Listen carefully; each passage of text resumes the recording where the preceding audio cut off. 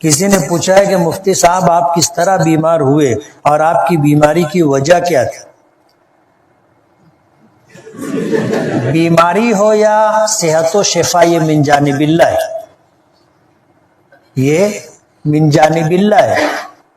حضرت ابراہیم علیہ الصلاۃ والسلام نے کہا تھا وَإِذَا مَرِضْتُ فَهُوَ يَشْفِينِ، جب میں بیمار ہوتا ہوں تو وہی مجھے شفا دیتا ہے۔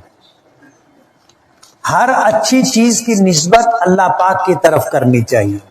قرآن کریم میں ایسا نہیں ہے کہ جب اللہ مجھے بیمار کر دیتے ہیں تو وہی مجھے شفا دیتے ہیں، نہیں ہے کہ جب میں بیمار ہوتا ہوں تو اللہ مجھے شفا دیتا ہے۔ حالانکہ بیماری کس کی طرف سے آتی ہے؟ اللہ پاک کی طرف سے آتی ہے۔ اس کائنات میں کوئی بھی فیصلہ اللہ کی مرضی کے بغیر نہیں ہوتا، لیکن اللہ پاک کی طرف نسبت ہمیشہ اچھی باتوں کی کرنا چاہیے۔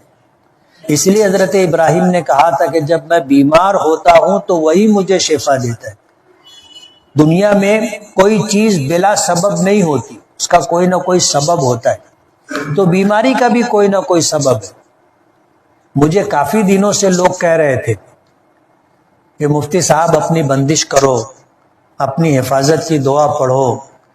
2 سادھو لائے گئے ہیں، 4 سادھو لائے گئے ہیں، جنگلوں میں مزاروں پر پھونک جھاڑ کرنے والوں کو بٹھایا گیا ہے، سب آپ کے خلاف چھو چھا کر رہے ہیں۔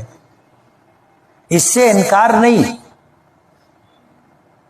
کہ ان چیزوں سے کچھ نہیں ہوتا، ہوتا ہے۔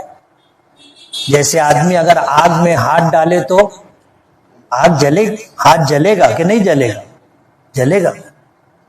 تو ان ساری چیزوں سے تکلیف، مصیبت، الجھن، پریشانی ہوتی ہے۔ قرآن کریم میں سحر کا تذکرہ ہے، جادو کی بات ہے، اس کا انکار نہیں ہے، لیکن جو بھی ہوتا ہے اللہ کے فیصلے سے ہوتا ہے۔ اگر ساری دنیا کے سادھو اور چھو چھا کرنے والے جمع ہو جائیں اور کسی انسان کو تکلیف میں ڈالنا چاہیں اور اللہ نہ چاہے تو کچھ نہیں ہوگا۔ اس لیے اپنے پروردگار کا فیصلہ ہے اور اس پر ہم راضی ہیں۔ میں بیمار ہوا تھا، شفا کس نے دی؟ اللہ نے شفا دی۔